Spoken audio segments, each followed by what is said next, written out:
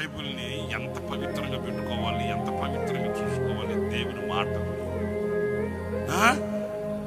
చీరలు మాత్రం పట్టు చీరలు 5-6 వేల రూపాయలు పెట్టుకుంటారు. ఆ బైబిల్ చూస్తే దానికి ఆది కాండం ఉండదు, ప్రకటన గ్రంథం ఉండదు. ఒక బైబిల్ కొనుక్కోకూడదు. పాచిముఖమా, అరిటాకు మొక్క వేసుకుని చూస్తున్నావు మళ్ళీ నన్ను. ఆ సంవత్సరానికి ఒక బైబిల్, మంచి బైబిల్ కొనుక్కో, చదువు. పళ్ళేలు మాత్రం తల తల తల తల తల తల మెరిసిపోతుంటాయి. అరాకరం ఉంటుంది ఒక్కొక్క పళ్ళు, అరాకరం. ఎందుకంటే చేయి తిరగాలిగా.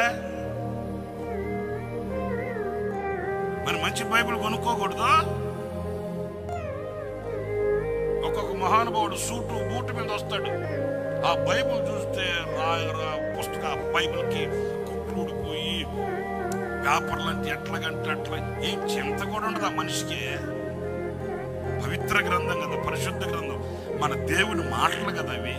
ఎంత పవిత్రంగా చూసుకోవాలండి.